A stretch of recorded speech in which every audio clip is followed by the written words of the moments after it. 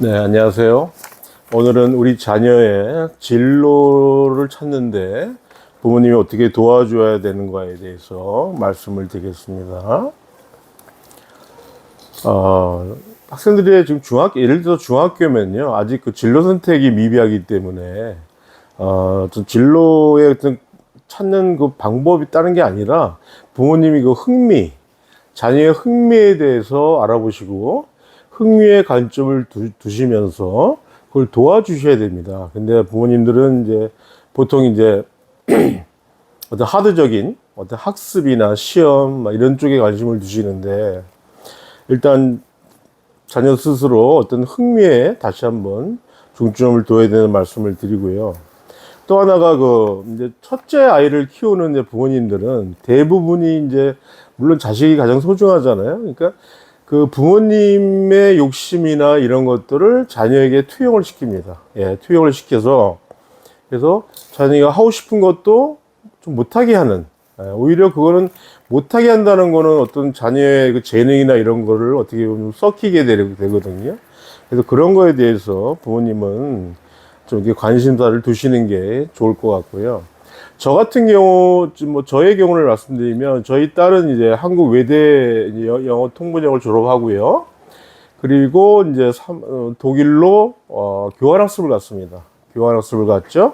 가서 거기서 독일에서 이제 교환학습이면 갔다 와야 되는데, 저희 딸이, 아빠 1년만 더 공부를 할게요. 하고 얘기를 해서 자기가 1년 동안 그 독일어 준비를 했습니다. 예.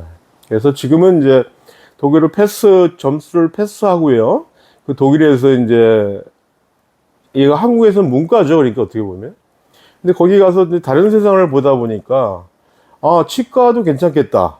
어떤 그 독일 멘토분이 치과를 권유해서 독일의 치과 대학을 졸업했습니다. 그래서 지금은 이제 졸업하고 오스트리아 빈에서 한국인 최초의 치과 의사로 지금 이제 근무를 하고 있습니다. 그래서 그 남편도 이제 독일 사람인데요.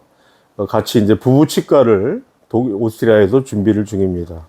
만약 그때 저도 청량의 그 딸이 혼자 외국에 있다는 게 상당히 저도 좀 가슴이 아프죠. 예, 그것도 딸이고 그래서 상당히 걱정을 많이 했는데 제가 그때 당시에 제 딸한테 해주고 말했던 게 전화 집사람이나 그래, 그럼 한번 해보자. 그래도 잘 될 거야. 이런 긍정적인 암시를 많이 줬습니다. 물론 타국에서 공부하는 게 힘들잖아요. 근데 어떤 그 의지가 있기 때문에 본인이 이제 했겠지만 어떤 그 자녀의 완전히 저 같은 경우도 그 당시에 외대를 졸업하면 통번역을 졸업해버리면 번역이나 번역사, 통번역사로서 얼마나 이제 사회생활을 할 수 있을 때였어요. 그때, 그 당시는. 근데 지금 이제 그 치과로 완전히 이제 우리나라로서는 할 수 없는 거죠. 문과에서 치대를 졸업한다는 게. 그래서 앞으로는 우리 아이들이 시야가 꼭 한국에 머물러 있어서는 안 될 거라고 저는 생각이 듭니다. 그래서 부모님들이 제가 이제 중학교에 있으니까, 막 고입을 걱정하시고, 뭐, 어느 고등학교를 가느니, 뭐니, 그 어떤 좀 근시안적인 사고를 좀 갖고 계신데, 저는 좀 이렇게 길게 봤으면 좋겠습니다. 자, 진로와 직업. 저희 이제 과목인데요. 진학은 진로. 예, 진로에 다 이제 속해 있는 거죠. 진학이. 예, 그렇기 때문에 좀 길게 좀 시야를 보시고 하시라는 말씀드리고, 무엇보다도 아이의 진로 선택은 부모님이 존중을 해야 됩니다. 예, 아이의 진로 선택은.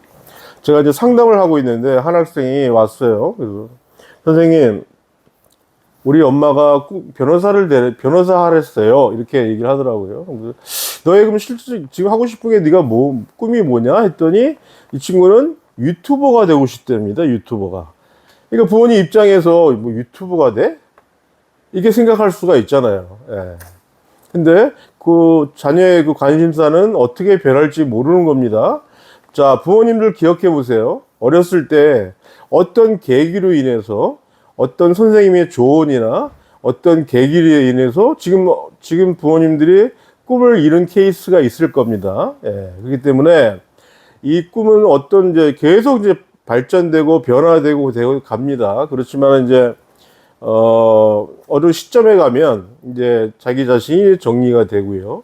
근데 그 꿈의 변화 속에 부모님이 이쪽 거를 해라, 이걸 해라, 변호사를 해라, 뭐 공무원을 해라, 이렇게 한정 짓는다는 거는 어떻게 보면 그 학생의 어떤 그런 진로에 방해가 되는 거죠. 그래서 예를 들어서 자녀가 엉뚱한 진로를 얘기했어도 무조건 반대하지 마시고, 아, 그런 것도 있구나. 그래, 한번 엄마가 좀 뭘 도와주지? 이런 긍정적인 좀 사고방식을 갖는 게 중요하고요.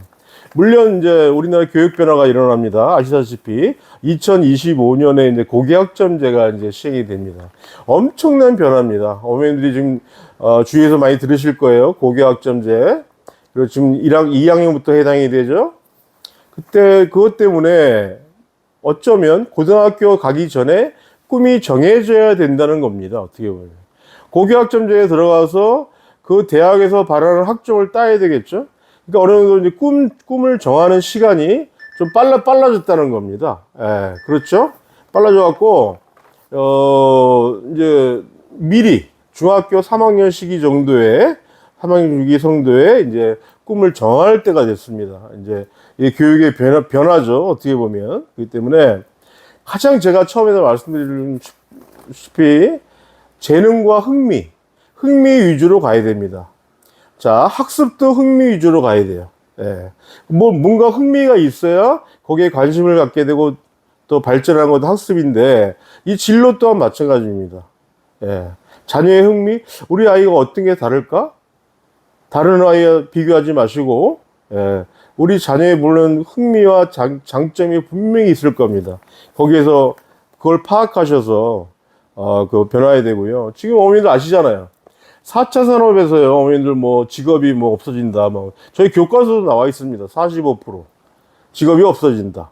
근데 실감을 못하죠. 근데 지금 코로나 때문에 실감되는 예언이 많이 있었죠. 예, 코로나 때문에 미리 사라졌죠. 예. 근데 이 우리 자녀들이 2030년에 이제 뭐 취업을 할 텐데 그 당시에는 어떻게 될 것 같습니까? 엄청난 변화가 일어날 겁니다. 엄청난 변화가. 그래서 요즘 새로 뜨는 직업들 막 이제 지금 말하고 있는데요. 뭐 3D 프린트 전문가나 가상현실, 정보 전문가, 뭐 장례사들, 예, 인터넷 장례사들, 뭐 드론, 뭐 CCTV, 뭐 AI 쪽, 뭐 엄청난 그게 이제 발전이 됐죠. 예. 그래서 지금 교육계에도요, 챗 GPT 발표가 되면서 11월 달에 발표됐죠. 엄청난 지금 변화가 일어나고 있습니다. 예. 그 인공지능 챗 GPT의 역할은 아마 우리나라뿐만 아니라 전 세계적으로 변화가 있거든요. 그래서 이제 앞으로 뭐가 중요하냐. 챗 GPT 이런 것들 앞으로 계속 나올 겁니다. 이런 걸 부모님 세대는 이거 이용하면 됩니다. 그냥. 이용하고 부모님이나 저희들 세대는 그냥 이용하고 그냥 지나가면 되는데 지금 아이들은 이런 걸 개발하고 이걸 연구하고 이런 직업이 뜨는 거고 이게 이제 사고가 늘어나죠. 예. 그래서 지금 이제 수능에서 통합 수능으로 인해서 이과 전형 쏠림이 벌어졌죠. 예. 그래서 이과 전형 쏠림 벌어진 게 한 80%나 된다고 그럽니다. 그 안에서 그냥 의대만 또 따진다면 50%를 생각하는 겁니다. 자, 이렇게 의대 쪽으로 쏠리는 변화가 뭐죠? 네. 직업이 이제 없어지기 때문입니다. 직업이. 전문적인 직업이. 그래서 앞으로 이제 의사도 어떻게 될지 모르겠습니다. 의사도. 이제 의사 뽑는 것도 적어지고, 변호사, 뭐 운전기사는 말할 것도 없죠. 이제 사라지는 직업이. 뭐 번역가, 외국어 강사들, 선생님 또는 교사들, 뭐 의사, 간호사, 뭐 상담원들. 지금 뭐 계속적으로 이게 없어지고 있지 않습니까? 그래서 부모님들은 직업을 좀 자녀의 직업을 시야를 완전 바꾸셔야 됩니다. 부모님 때 생각하시면 안 됩니다. 예. 부모님 때 생각하시면 안 되고 완전 직업에 대한 변화를 부모님이 공부를 하셔야 됩니다. 공부하셔서 자녀의 흥미에 맞는 직업 선택을 도와주셔야 됩니다. 예. 네, 오늘까지 이것까지 하겠습니다. 감사합니다.